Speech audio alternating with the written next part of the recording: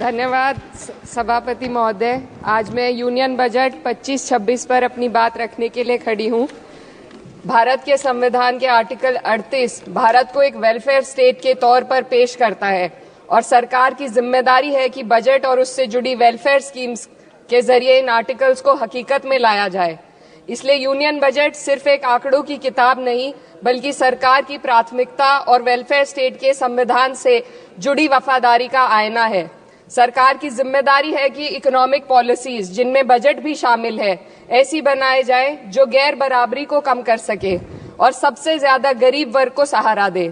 Budget वो lifeline है जिससे शिक्षा, स्वास्थ्य, पेयजल, सोशल सिक्योरिटी, SC/ST माइनॉरिटी, गरीबों की भलाई के लिए स्कीमें चलाई जाती है। मगर ये बजट को देखकर महसूस होता है कि ये भविष्य के निर्माण से ज्यादा हेडलाइन बटोरने का एक दस्तावेज है।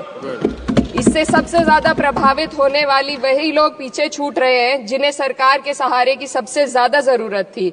वो किसान जो बढ़ती लागत से परेशान हैं, वो नौजवान जो बेरोजगारी का सामना कर रहे हैं, और वो औरतें जो निजामती रुकावटों से जूझ रही हैं, और वो गरीब जो महंगाई के बोझ के तले दबे हुए हैं। This government is proudly marketing the income tax exemption of 12 lakhs. But the question is, how many Indians even earn that much to benefit from it? Only 2.2% of Indian population pays direct taxes, whereas no relief has been given in regards to indirect taxes, the burden of which falls on everyone, especially the poor and weaker section of the society. This clearly shows that this is not an inclusive budget. GST की ऊंची दरों ने आम आदमी की कमर तोड़ दी है। जरूरत इस बात की है कि खाद्य सामग्री, दवा, स्कूल की किताबें और जरूरत की चीजों पर टैक्स कम किया जाए। पेट्रोल, डीजल पर टैक्स कम करने की कोई कोशिश नहीं हुई, जिसका सीधा असर हर नागरिक पर पड़ता है। आर्टिकल 41 कहता है कि सरकार को ये कोशिश करनी चाहिए कि वो अपनी इकोनॉमिक हालात और रिसोर्सेज के हिसाब से लोगों को रोजगार दे।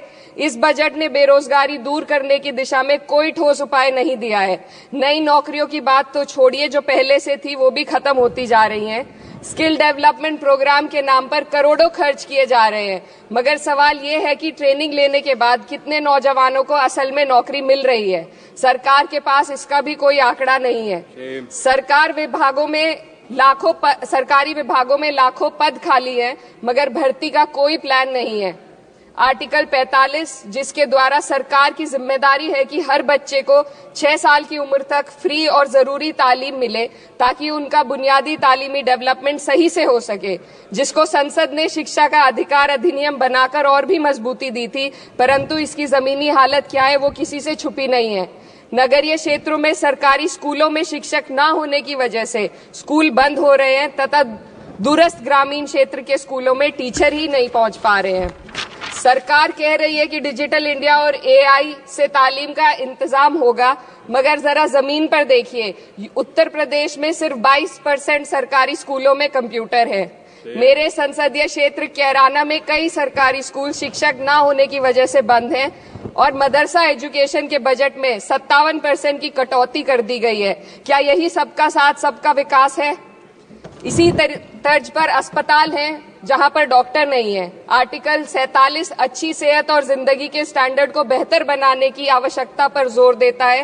राज्य की जिम्मेदारी है कि लोगों की सेहत और उनके वेलबींग को बेहतर करने के लिए जरूरी कदम उठाए, लेकिन हकीकत यह है कि इस बजट का सिर्फ 2% ही आम जनता तक पहुंच पाता है। शामली जिले में 84 डॉक्टर की पोस्ट स्वीकृत है, मगर सिर्फ 29 डॉक्टर काम कर रहे हैं और गायनोकोलॉजिस्ट मात्र 1 है। दवाइयों की कीमतें बढ़ती जा रही हैं, मगर गरीबों के लिए कोई राहत नहीं है। सरकार ने महिलाओं के लिए बजट बढ़ाने का दावा किया, मगर 81% इसका बजट सिर्फ पोषण योजनाओं में डाला गया है। महिलाओं के रोजगार, उनके इकोनॉमिक इंडिपेंडेंस और सुरक्षा के लिए कोई ठोस योजना नहीं बनाई है।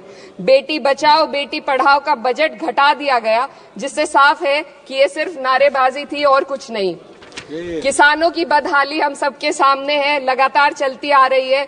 2016 में कहा गया था कि 2022 तक किसानों की आमदनी दोगुनी होगी, मगर 2025 आ गया और MSP पर कोई ठोस गारंटी आज भी दी नहीं गई है।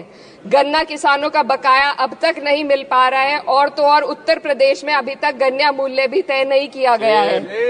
DAP, यूरिया और खाद की कमी से परेशान किसान आज भी सड़क पर प्रदर्शन कर रहे हैं। मजदूरों के लिए जो सबसे बड़ी योजना मनरेगा थी, सरकार कहती है कि मनरेगा ग्रामीण भारत की रीढ़ है, मगर बजट में कोई भी बढ़ोतरी नहीं मिलना बहुत शर्मसार है। औसतन 44 दिन का ही रोजगार मिल रहा है, जबकि स्कीम 100 दिन की गारंटी की होती है। भारतीय रेलवे देश के लोगों की जीवन रेखा है और इसी से यहाँ के लोगों की आर्थिक एवं सामाजिक जिंदगी चल रही है। देश के हर हिस्से को रेल कनेक्टिविटी से जोड़े जाना सरकार की कल्याणकारी नीति का हिस्सा है।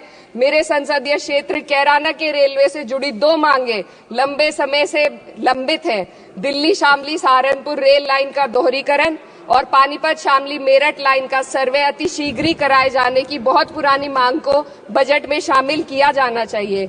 देश भर में बिजली की दरें बेहद असमान है। उत्तर प्रदेश में ये दरें बहुत ज्यादा हैं। देश भर में एक समान बिजली दरें लागू करने का प्रावधान किया जाए। रिवैम्प योजना में हर घर तक बिजली पहुंचाने के लिए एलटी लाइन बनाने का प्रावधान भी जोड़ा जाए। कृषि उपकरणों व खाद डीएपी को जीएसटी से मुक्त किया जाए। किसानों की एमएसपी की मांग को पूरा करने के साथ साथ उत्तर प्रदेश के किसानों को गन्ना मूल्य निर्धारण पिछले वर्ष से बढ़ाकर किया जाना बेहद जरूरी है। जनपद शामली व मुजफ्फरनगर को एनसीआर में तो शामिल किया गया है, परंतु वहां पर कोई विकास नहीं हुआ तथा उसको कोई भी लाभ नहीं मिला है। वहां के लोग सिर्फ प्रदूषण के बाध्यकारी नियमों से परेशान हैं, इसलिए दोनों जनपदों को एनसीआर की सीमा से बाहर किया जाना चाहिए। मेरे संसदीय क्षेत्र में मैं कुछ चीजें बजट स्पीच में ऐड करना चाहती हूँ। एक, ट्रॉमा सेंटर और जिला अस्पताल के अपग्रेडेशन की भी मांग है। जनपद शामली और सहारनपुर में एक महिला डिग्री कॉलेज खोला जाए।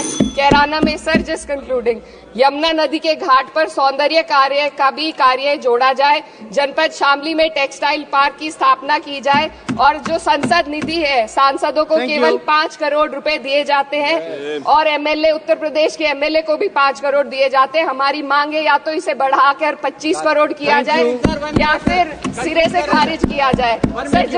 Sir, just one minute. The union budget was an opportunity to address the pressing. Sir, just 1 minute. Please, 2 more speakers are in your party.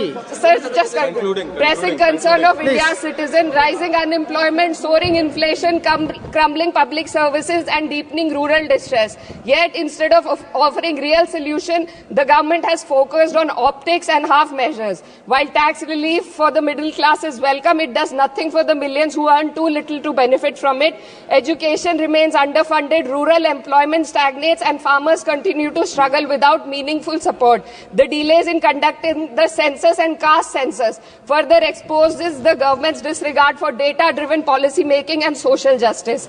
India needs a budget that prioritizes its people, not just its economic headlines. A budget that invests in human capital, strengthens social security, and ensures dignity and stability for all. But what we have instead is another missed opportunity, one that fails the poor, the youth, the farmers and the women of this country. Budget प्रस्ताव पर अपने विरोध को मैं 2 पंक्तियों में आपके सामने रखना चाहूंगी। बेदम हुए बीमार दवा क्यों नहीं देते? बेदम हुए बीमार दवा क्यों नहीं देते?